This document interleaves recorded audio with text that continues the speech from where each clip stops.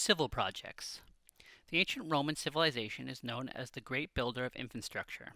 It was the first civilization which dedicated itself to serious and determined effort for its kind of civil work as a basis for settlement of their populations, and the preservation of its military and economic domination over the vast territory of its empire. The works of most importance are roads, bridges, and aqueducts. Infrastructure. Either within or outside the urban environment, these facilities became vital for the function of the city and its economy, allowing it to supply the most essential necessities, either water via aqueducts or food, supplies and goods through the efficient networks of roads. In addition, any city of at least average importance had a sewer system for the drainage of wastewater and to prevent rain flooding the streets. Roman streets and roads. Infrastructure for civilian use was built with intensity by the Romans in Hispania. Roman roads that ran through the peninsula, joining the Cadiz to the Pyrenees and the Asturias to Mallorca, covering the coastal Mediterranean and Atlantic through the already established routes. Along them, a booming trade flowed, encouraging political stability of the territory over several centuries.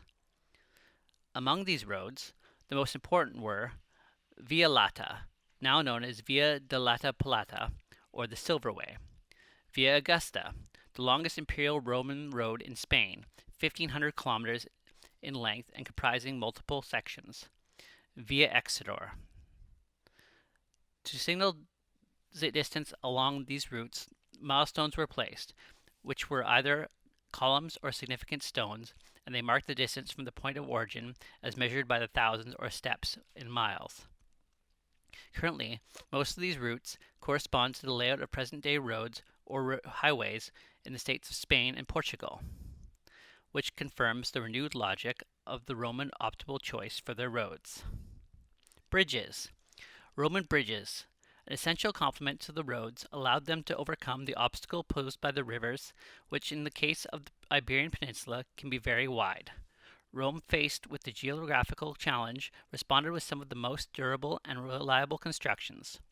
Rome also built a large number of wooden bridges on minor crossings, but today the only surviving references are these made of stone. The typical Roman bridge consisted of a platform supported by arches, semicircles, or segments of circles. There was also cases of bridges over full circles. The pillar and the water include a wedge-shaped structure called abutments to redirect the flow of the water, which create a pier on which the bridge itself sits. The successful model of construction lasted until late Middle Ages, and today it is difficult to know in some cases if some bridges are actually Roman or if they were built later to the original design. Aqueducts. The important town needed constant water supply for the thousands of people gathered in one place, which could be sometimes several miles away from the natural water source. To achieve this continuous flow of water, the Romans built aqueducts. The Roman aqueducts, despite their appearance, were built mostly underground. However, they are now known as the monumental aqueducts built to bridge geographical barriers in order to give a continuous water channel. The slenderness of the type of construction, along with the tremendous height reached by some of them, makes them perhaps one of the most beautiful works of civil engineering of all time, especially taking into account the difficulties to overcome to build them.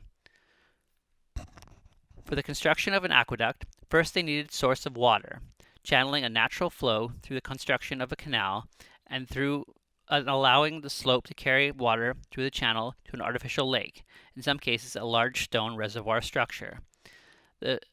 This ensured the constant supply of water throughout the year.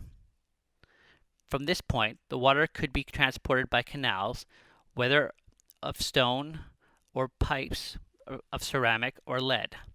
The later solution would also bring the health problems such as lead poisoning, a problem that would extend almost to the present day in places where this type of water management had been used in abundance. Lead piping was more easy to work, but it was used more in an urban distribution network due to its high price, as well as the aqueduct traps.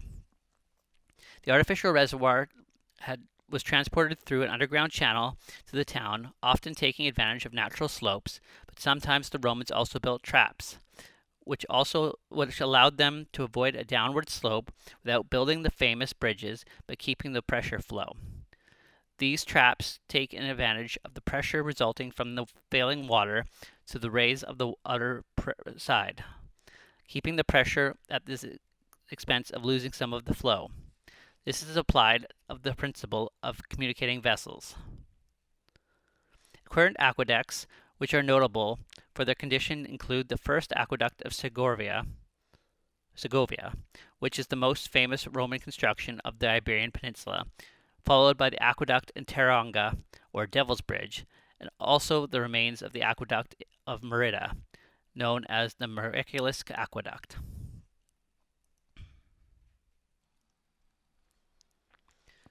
Urban works. Within the urban environment are the baths and sewers, but also remarkable buildings for leisure and culture, including theaters, circuses, and amphitheaters. Bathhouses. Roman culture worshipped the body, and therefore the health of it. The hot springs of public baths became meeting places for people from all walks of life, and their use was encouraged by the authorities, which sometimes covered their expenses, which allowed free access to the population. Although men and women sometimes shared the same space, bath times were different for each. Women came in the morning, while the men did at dusk. Those available in separate sections for men and women, the separate areas devoted to them were given the name spas. In the Iberian Peninsula, there is a great diversity of such archaeological buildings, highlighting their conservation status, such as baths of Alange near Merida, which after several restorations over the 18th and 19th centuries are now open to the public as part of a medicinal water spa. The Roman bath is a structure defined by its function, as shown in the schematic diagram of Isilia. The podyterium was also the entrance to the baths, which also acted as a locker room. Then it led to another room called tepiterium, which consisted of a warm room, which in turn gave way to frigidarium and the calidarium rooms. Hot and cold water, respectively. The hot water calidarium was oriented to the south to receive the maximum amount of sunlight. Under the floor of this room was a series of pipes through which hot water circulated, or in similar bathhouses, they used more residential style of hypocaust heating. The frigidarium, however, used to be an open pool of cool water. Generally, the spa is surrounded by gardens and other accessories buildings with services for visitors such as gymnasiums, libraries, or other places of assembly, all with the aim of providing customers with a pleasant and invigorating environment. These springs require large numbers of staff to operate, particularly in taking into account the need for large amounts of hot water, the need for materials to properly serve the customers. Sewers. The Romans knew from the beginning of the rise of the civilization that a city must have an efficient system of waste disposal in order to grow. Hence, they built in cities of importance the sewage systems that still in some cases remain in the original form. In Merida, for example, the Roman sewer systems have been used until recent years, and its design still serves as a reference to know what was the layout of the ancient Roman city. In other cities, like Lyon, founded the camp of the Lego 6 Gemena, are vestiges of these infrastructures and serve as an example of, on rainy days, of a perfect drainage system to prevent flooded streets. Theaters. Classical literature, both Greek and Roman, is full of dramas, which expressly for public and performances, although in reality the Roman theater has its origins in the Etruscan foundations of their culture. It is, however, true that very soon assimilated the characteristics of ancient Greek tragedy and comedy. The theater was one of the favorite leisure activities of the Hispanic Roman and its other buildings of public interest. No city of renown could go without owning one. So much so that the theater of Emerita Augusta was built almost at the same time as the rest of the city by the consul Marcus Agrippa, son of the emperor Octavius Augustus. In total, there are known remains of at least 13 Roman theaters throughout the peninsula. The Roman theater had more important activities than comedies or dramas. It was a venue for celebrations that praised the emperor. It is therefore of a more political, not leisurely nature, although on occasion it has been accommodated all kinds of cultural exhibitions.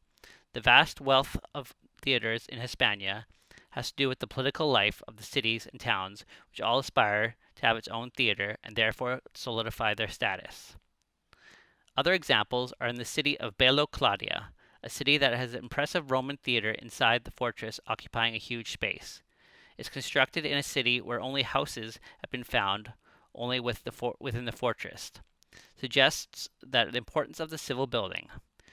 To represent the political force of the emperor, undoubtedly the best preserved theater in the peninsula is to Merida, but also theater in Italica, Sanguta, Clunia, Caesar Augusta, and other parts of the archaeological record, and some even host modern theater festivals regularly.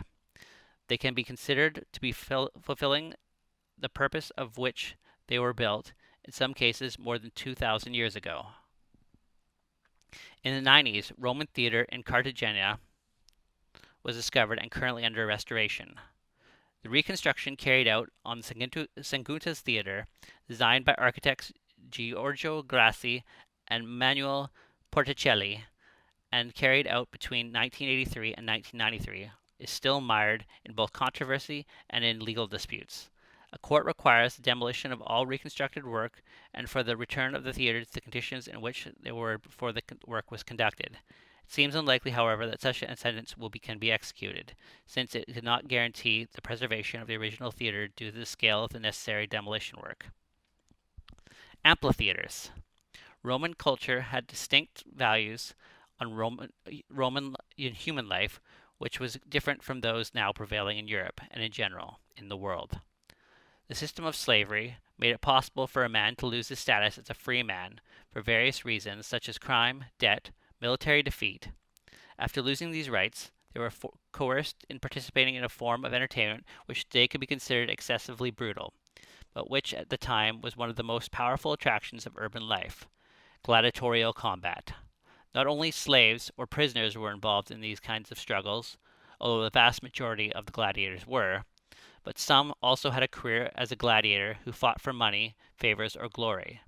Even some emperors occasionally ventured down to the sand to play this bloody sport, and in this case, the Emperor of Commodus. The fight took place at first in the circus. When the construction of the amphitheaters began, elliptical buildings exclusively for the fight, the first stone amphitheater built in Rome, and the same design was later exported to major cities throughout the empire. Under the arena of the amphitheater was the pit, where gladiators and the wild beasts were prepared or were locked away until the time of the fight. The pit was covered by a wooden roof on which was the scene of the fighting. Around the surface were raised elliptical arena benches where the audience attending the games could be situated. These arenas would also be witnessing from the 1st century onwards a brutal repression at certain times which was exerted against the growing Christian population by the Roman authorities. Undoubtedly, the Colosseum in Rome is the best known of the monumental amphitheater in the world, but within Hispania several more were built whose remains have been preserved, such as Italica, Jerez, Teranga, and Merida.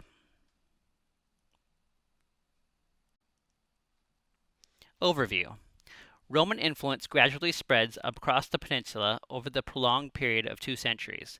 Many Iberian tribes were initially aggressive, opposing Roman dominion militarily throughout, though others became allied or tributary entities increasingly reliant on Rome.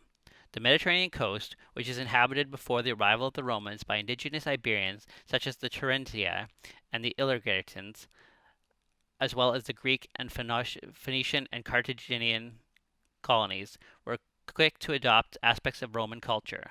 The first Roman cities were founded in these territories, such as Tarraco in the northeast or Italica in the south during the period of confrontation with Carthage.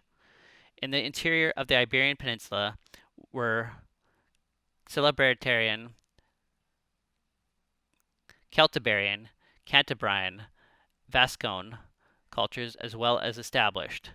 Constant military campaigns against the rebellions indigenous Iberians eventually pacified the Hispanic provinces, ending with the Augustan campaigns against the Cantabrians and the Astures.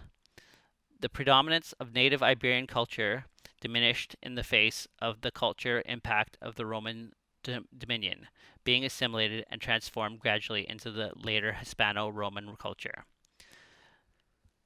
The new Hispano-Roman elite formed a preceding Iberian tribal elite and growing Roman aristocracy occupied administration positions in the new municipal institutions and the wider imperial bureaucracy, servicing in judicial, military, and civil offices. The expansion of Roman citizenship in the Antoine Constitution in 212 AD radically changed the concept of Romanitas and aided in the further assimilation of the native Iberian cultures. 3 Roman emperors, Theodos I, Trajan, and Hadrian, came from the Roman provinces of Hispania, as did authors Quintilian, Martellus, Lucian, and Seneca. One of the main consequences of the Romanization of Hispania was the development and use of the Spanish language and the Portuguese language after the fall of the Western Roman Empire in the 5th century. These worldwide important languages evolved from the Vulgar Latin, which was brought to the Iberian Peninsula by the Romans during the Second Punic War beginning in 210 BC.